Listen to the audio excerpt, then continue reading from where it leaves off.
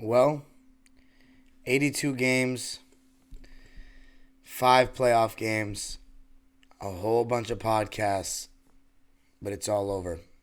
The Clippers 22-23 season has finished. And in this episode, going to be talking about what went wrong in the Game 5, what ultimately went wrong in the season and the series, and some interesting quotes from Ty Lue and Russell Westbrook after the game.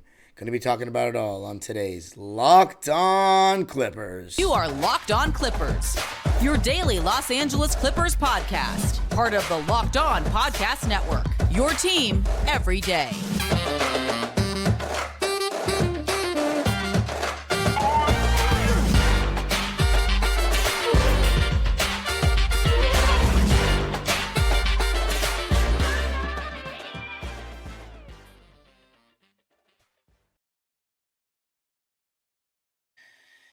Yes, sir. You are locking in with the Clips. Thank you for making Locked On Clippers the first listen of your day, your team every day. Today's episode is brought to you by Game Time. If you want last-minute tickets, they are not going to be as stressful to find if you have the Game Time app. My name is Darian Vaziri. I've been a Clipper fan for now a completed 18 years. From the 05-06 season to the 2022-23 season and counting. You can follow me on Twitter and Instagram at DimeDropperPod and subscribe to my own YouTube channel, Dime Dropper, where I've done 3 straight, now completed seasons of Clipper content on there. And of course, Locked On Clippers is free and available on all your favorite podcasting platforms, including YouTube. And I want you to comment, what direction do the Clippers go in now, in your opinion, in the offseason? What do you want to see happen to the team? I know there's going to be a whole lot of responses, long responses. I will try my best to read all of them. But in this episode, I'm going to be talking about what went wrong in this particular game, the series, and looking at some of the quotes after the game from Russell Westbrook, from Ty Lue, and what they mean. And there's so much to say. There's so much to get into, so much to reflect on. But we've got all summer to do that, and you'll have it covered right here on Locked On Clippers with me as usual. I mean, before I even get into the game, I just want to say how hard this is. I think that you guys have been able to tell, this being my first season doing this, how much I care about this team, how I still consider myself a fan, not a media member or anything like that. I just love this team. As I said, I've been supporting them for 18 years, watching the games from the top row of Section 318. And, now I've had so many different experiences over the years with different renditions of the team. And every single year, so much of my happiness from night to night is based on whether they win or lose. And, I mean, it's very safe to say, without a shadow of a doubt, in my 18 years as a fan, that this was the most disappointing one. The one that I had the highest expectation for and was let down. Because I believed in this coach. I believed in this core. I believe that after injury luck hadn't gone our way 2 straight years, that maybe this year probably it would finally go our way. And it just seemed like nothing did. It was just a train wreck from start to finish. And, I tried my best to try to put a positive spin on it on Locked On Clippers here, as opposed to my own personal account of Dime Dropper, because, I know that there are more die-hard Clipper fans listening to this show, and I don't want to be all doom and gloom. I obviously want to have some hope. But I knew from the first couple of weeks of this season that this is not what a championship team looks like. And health matters. You need luck on your side to win chips. And that's the one element that the Clippers have never seemed to have, is that luck element. But it's not like Paul George and Kawhi Leonard didn't have injury history when they came to the Clippers.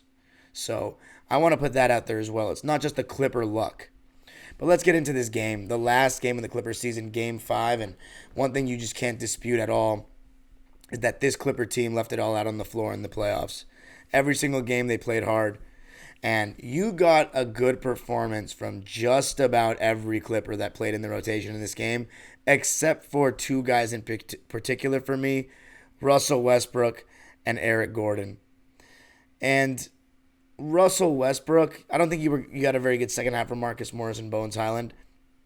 I said my first big key to the game in the preview was Norman Powell, Russell Westbrook, and Eric Gordon having great games offensively. Russell Westbrook finally had a bad game. Couldn't make shots. They were giving him the jumper. It wasn't falling for him. They were trying to, flood the box, crowd the paint, make him see multiple bodies when he drove. And their help was well timed. And he did find guys for open shots.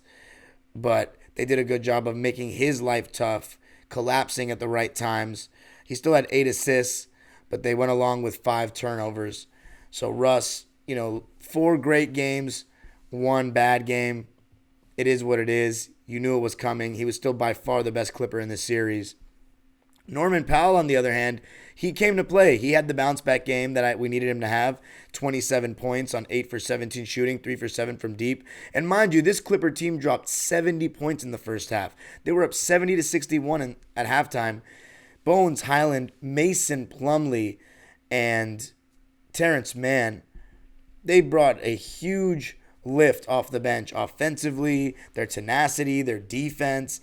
And the 2 guys, I ended the episode with that had to play well were the centers, Zubac and Plumlee. And I thought Zoo scoring 6 points in the first quarter, you already knew from his body language. I could see from the way he guarded Ayton on the first post-up, swiping at the ball, being physical. I knew that this was the Ivica Zubac that we've grown to love here in Clipper Nation. He was locked in. Mason Plumlee was just unreal. The way he was finishing, the way he was rebounding, the way he was passing, the way he was playing defense in this game, hedging the screens in the first half, not letting guys turn the corner. But the second half was different, and you just knew that the third quarter was going to be the push for the Suns. That's the quarter that they've had so much success in so far in this series, or in this series, I should say, now that it's over. But what the Clippers were doing really well in the first half was they were killing on the offensive glass. Everybody was attacking the boards, and they had like 23 second chance points or something ridiculous. It was just the effort. I think the Suns came out pretty complacent. But then it was the same story in the third quarter. And I really got to tip my cap. Devin Booker. What he was able to do in this series was, absolutely unreal. I don't know if in all my years as a Clipper fan I can remember a single player lighting us up the way Devin Booker did in this series. As good as Jokic was in the bubble, as good as Murray was in the bubble, I haven't seen a guy that I can remember that had a great game or a good game in basically every single game of the series. 4 great games. The only one you could say wasn't great was game 1, and he still shot about 50%. I mean, the guy, you can say what you want about the whistle that the Suns got in the series, but I think the Clippers got a better whistle in Game 5. I think they finally started to show a little bit of favoritism towards us. No excuses about the officiating for me. I mean, it hurt in Game 3, but the biggest reason the Clippers lost had nothing to do with officiating. At the end of the day, they had the 2 best players on the court when Kawhi went down, and Devin Booker was the best player in the series, and you can argue he's been the best player in the playoffs. His shot-making ability, when he had it going, there was nothing we could do except for a hard double. And when you've got KD on one of those wings, I mean, it's very difficult to deal with that. Devin Booker's shot-making from 3 to the basket, I mean, nobody could guard him.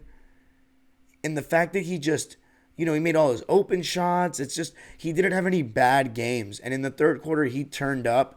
And after that, it felt like the Clippers just lost all their composure. Everything they did well in the first half stopped happening. They stopped communicating. Their point of attack defense was weak. They were flustered. And the Suns hung 50 points on us in the third quarter. 50. Crowd got into it. It was bad. 50-24 in favor of Phoenix in the third. But the thing is, the Clippers still had one fight left in them. In the fourth quarter, they outscored Phoenix 36-25. They made a push. And finally, we got the performance from Nico Batum. It only took 5 games, but he was absolutely lights out from deep. His defense was incredible. He was active on the offensive glass as well with a putback in the first half.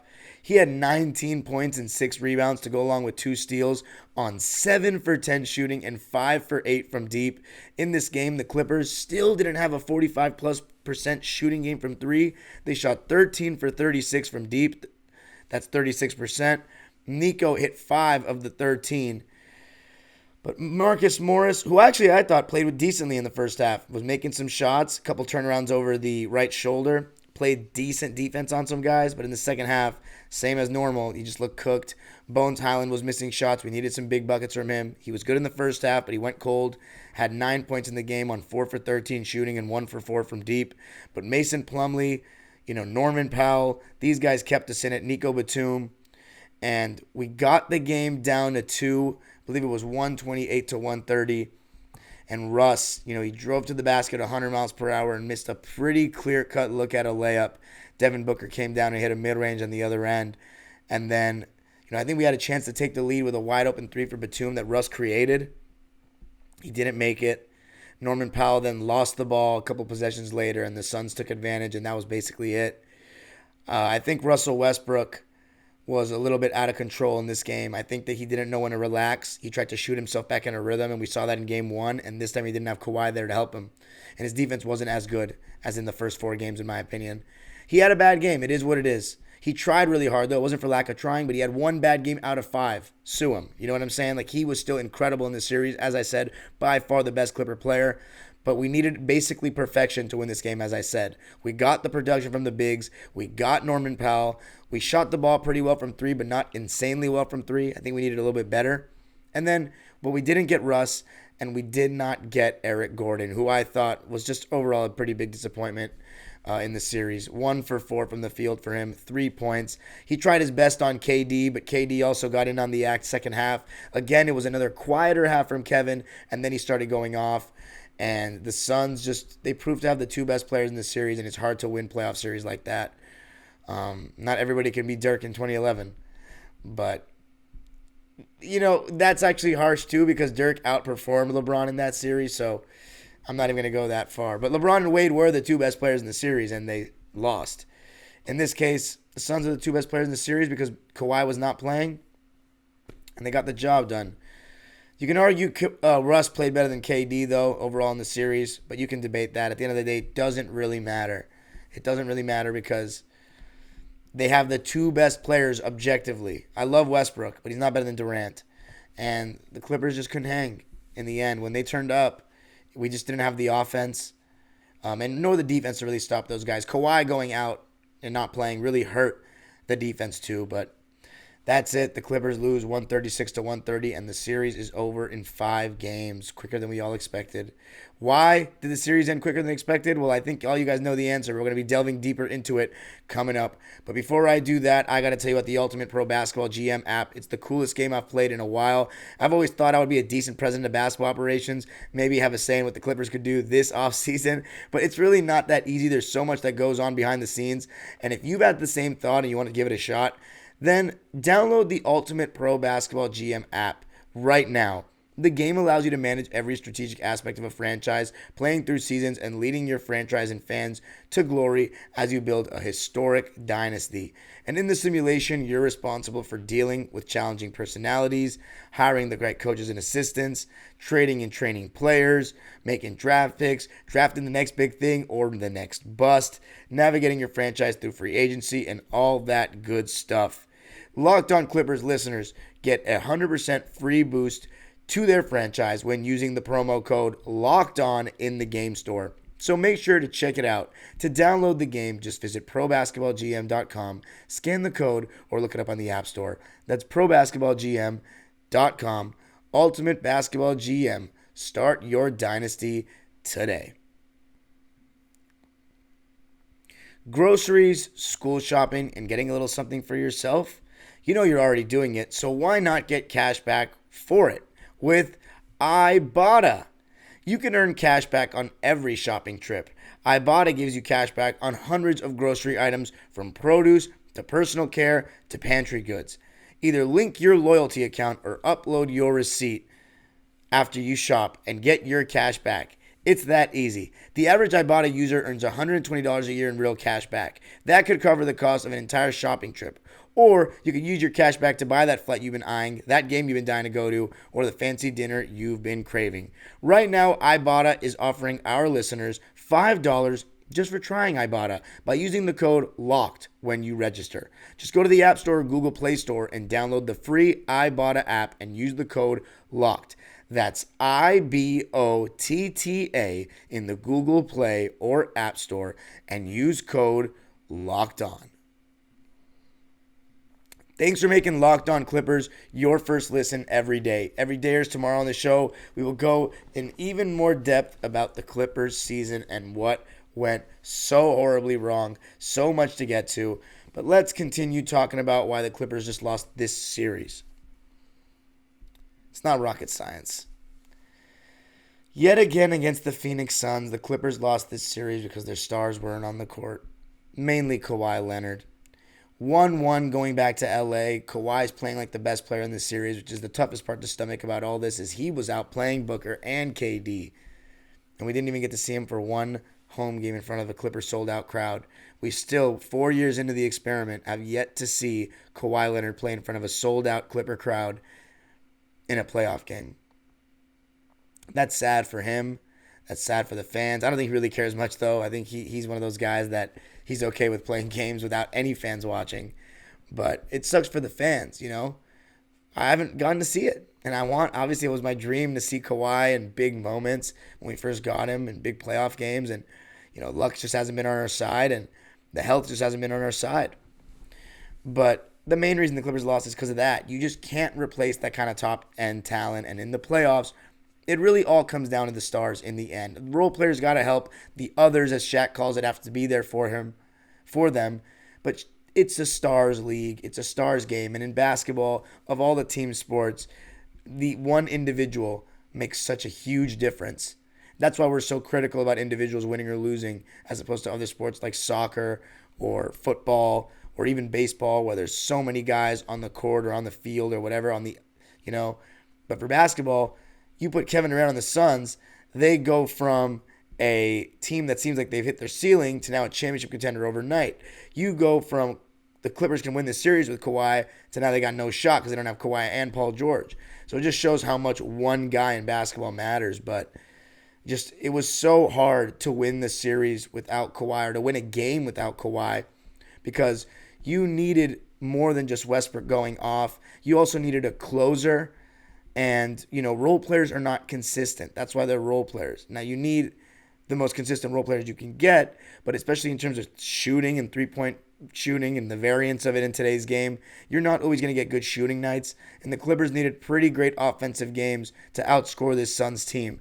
As solid of defense as they played, without two of their best defenders in Paul George and Kawhi, their effort level was super high and their attention to detail was pretty good. It just wasn't a great series in terms of matchups for Zoo. And Mason Plumlee is not a great defensive big, even though he was much better in Game 5.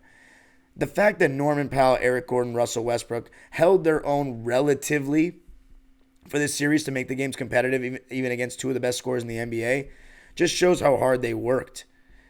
But it was an uphill battle. You just couldn't stop them. And then when they wanted to take over, as I said, having the two best players on the court, us not having Kawhi, it was too much to overcome.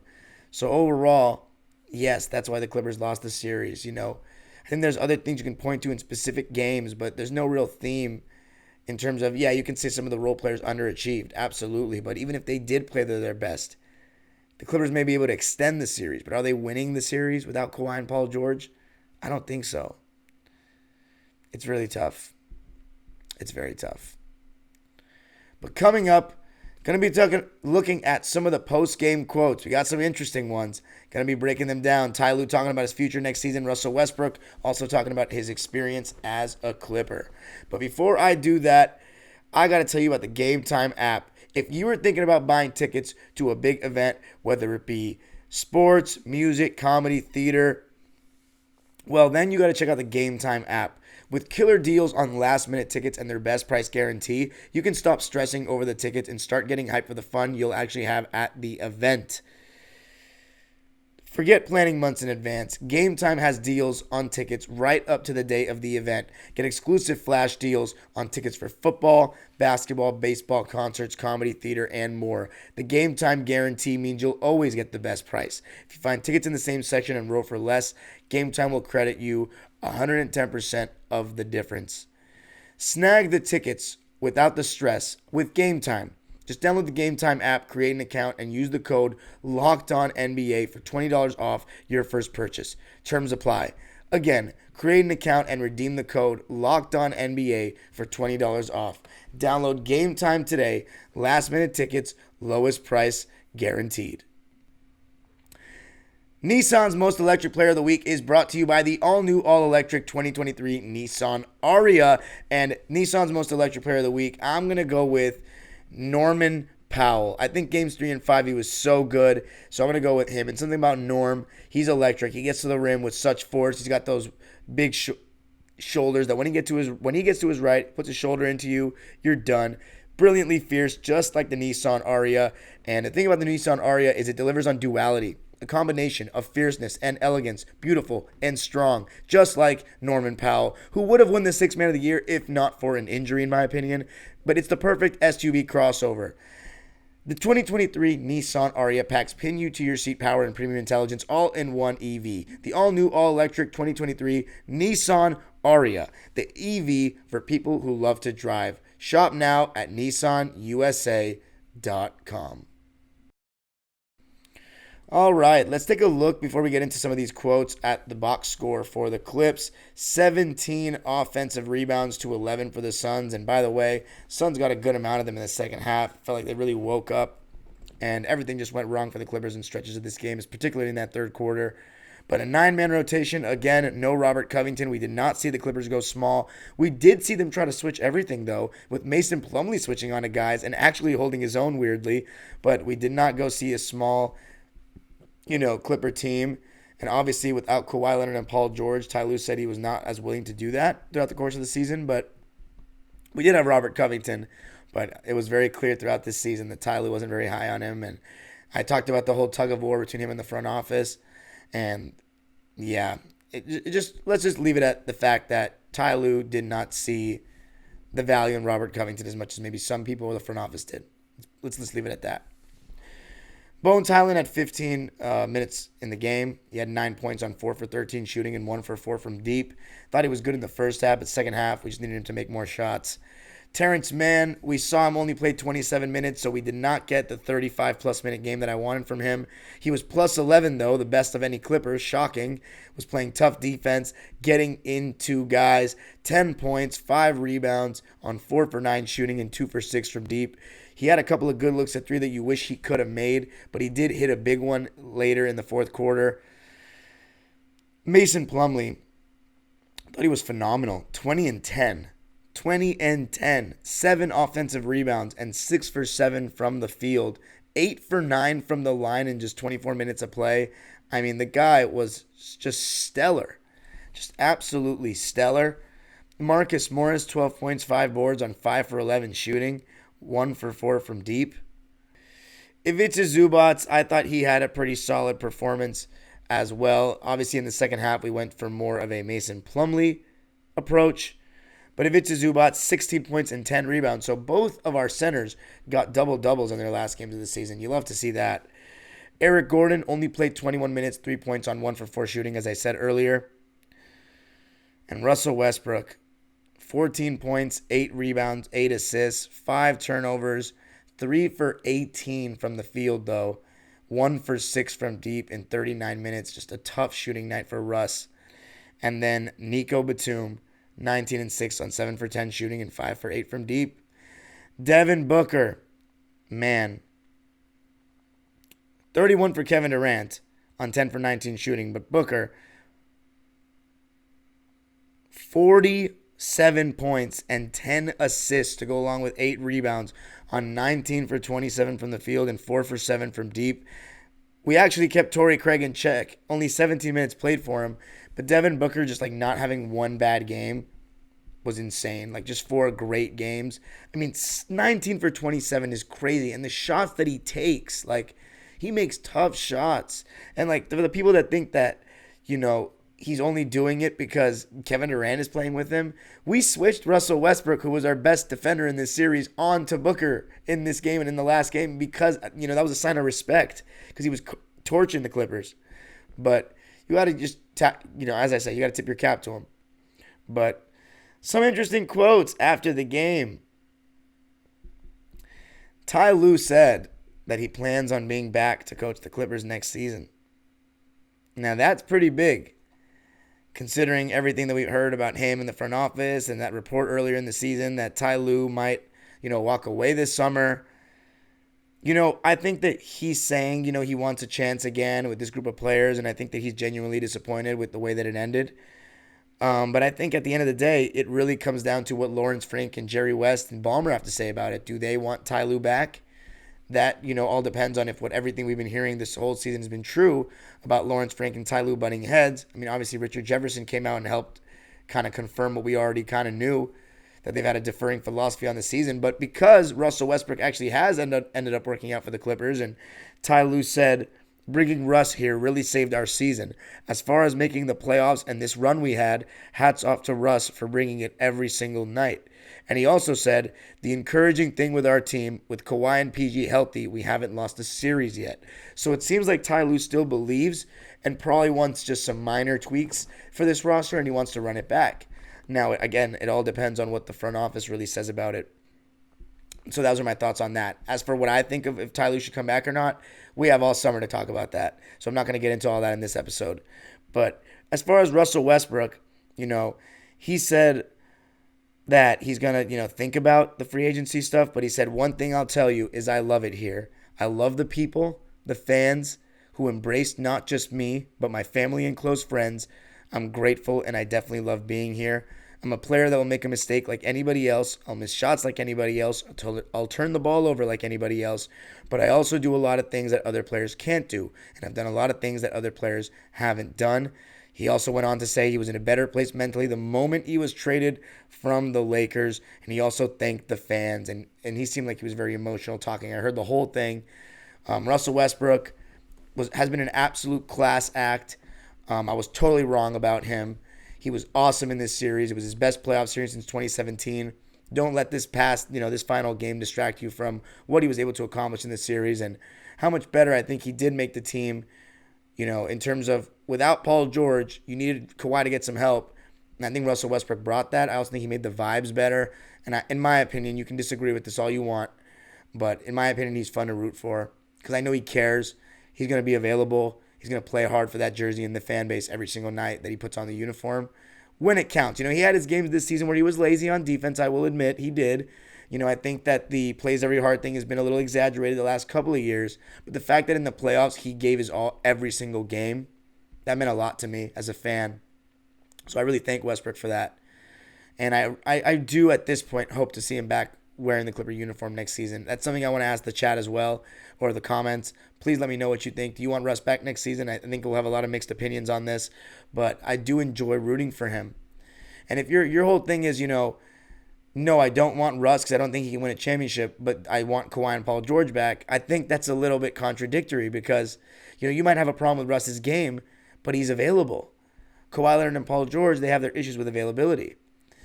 And, Paul George, people have criticisms of him on the court as well. Kawhi Leonard is the one that's kind of proven, been there, done that, and we have more confidence in him as the player on the court when he's there. But, yeah, so much speculation on both of those fronts. Ty Lue, Westbrook, what's going to happen this season, what's going to happen overall with the roster. But all I know is this. There's so much I can say in this episode. But I just want to address you, the listener. This is my last episode of Locked On Clippers this season in terms of doing a post-game review. 82 games and 5 playoff games. I did an episode for basically every single game except for when I was in Qatar. I missed the 3-game homestand and I think 2 or 3 games besides that, so I believe 6 games in total. I did over 75, obviously off the top of my head for sure. Likely over 80. And I just have to say, the biggest thank you to everybody who supported my content, who came in video after video, but all the people that listened, in their cars every morning. And you just don't know how much it means to me.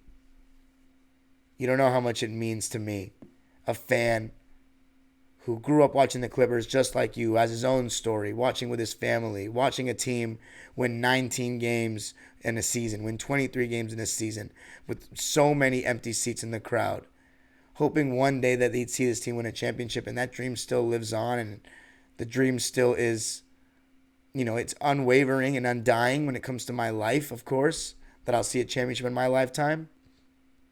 But it's definitely becoming increasingly hard to believe it's coming with this core. But all I want to say is this season's been really tough for me. I chose to believe again and be optimistic again to start the season. And whenever that happens for me, as a Clipper fan, I always get let down. I always get let down miserably and end the season, angry, and, it actually affects me. And I think that checking out and saying that this season was done in terms of our championship quest when we lost to the Warriors in March, I think that it helped me cope through the rest of this season. Because if I just kept believing the whole time, I think I would have been even more frustrated tonight, and you would have seen even more hurt on my face. I've even been able to crack a smile in this episode, and I think in previous years I wouldn't have been able to do that after the Clippers have lost and been eliminated in a season like this. There were nights, before I got, upgraded Wi-Fi and all this stuff, I was staying up till like 5 in the morning editing these episodes. Between Dime Dropper Channel and Locked On Clippers, just putting out as much content as I could, just trying to be a voice for fans to relate to, somebody who, watches every game, considers themselves a student of the game, and tries to give their best opinion and well-informed take on what's going on with the Clippers on the court, what their outlook on the season looks like and all that stuff. But it's been really difficult. And I sacrifice a lot of my attention, my time, my money now. Because, I'm too old now to be getting my parents paying for tickets now. Obviously, I'm the one paying for my tickets with my money that I earn. And, I think the Clippers have the most loyal fans in the world. To put up with this team season after season. The most unlucky franchise in NBA history. And that's a fact. And they play in a city with, you can argue, I don't want to say luckiest. They've won the most championships. They're most successful franchise in NBA history. Just a polar opposite situation. The amount of Laker fans I saw on Twitter, even ones that I follow, victory lapping and just dancing on our grave. It doesn't feel good, of course. I'm used to it at this point, but it doesn't feel good to be second-class citizens in the city. When you lose, it's 10 times worse. I just sympathize with my fellow Clipper fans, and I just want to say you're not alone. I know there are way more serious things in the world, but we really care about this stuff. We really care about this team. It gives us memories. It makes our day, sometimes breaks our day throughout the course of a season. We care so much no matter who's in the uniform. It's something that gets us away from what's happening in our regular lives. It's always there. No matter what's been there for me, friends come and go. You don't always see your family, but one thing that's always been there for me is Clippers basketball. Year in, year out, basically every other night, whether it be Ralph and Mike or Brian and, the Czar or Jim Jackson, whoever's doing the call, Christina Pink, Don McClain, C-Mag, all these guys, they make the experience better. And, it's not easy being a fan of this team, but I wouldn't have it any other way. And I wouldn't have any other group of people supporting me. The way we've grown from, the last place in subscriptions for NBA teams this season, and now we're at like 22, just speaks volumes about the fan base, how loyal you guys have been, listening to every video. I feel like I'm just rambling at this point. My point is just thank you. Thank you for supporting me. Thank you for making this first season of Locked On Clippers bearable, even though it was so unbearable to watch this team play and felt like a chore at times. But I looked forward to coming on here and just saying what was on my mind, saying how I felt about the team. In wins, it was amazing. In losses, it was still cool to just give my take and break it down and hear what you guys had to say. And, I look at other channels. They don't all read the comments. I try to read every damn comment that you guys put on here, every single one, because I do want to engage. And I think at the end of the day, the one biggest thing we lose and the one biggest thing we're forgetting about all this is, and so I shouldn't say we're all forgetting, but people forget and seem to not care about is the fans. The fans that pay their hard-earned money to go watch these guys play and, are invested emotionally in something they have no control over that they're giving money to just because they love this damn team. No matter what, I will always be a fan of this team. And this team is not just a sports team for me. It's a part of who I am. I love this damn team. I love the fans. Most loyal fans in the world. Thank you so much for all your support. But we're not going anywhere. off-season content all summer here on Locked On Clippers. And Locked On Clippers is free and available on all your favorite podcasting platforms. And I want you to tell me in the comments, what direction should the Clippers go in now? You can follow me on Twitter and Instagram at DimeDropperPod. Subscribe to the YouTube channel Dime Dropper for even more content, because I'm going to have a big video coming out on this season where I'm going to just let out all my emotions. But thanks for making Locked On Clippers your first listen every day. The age-old proverb continues. Go Clippers.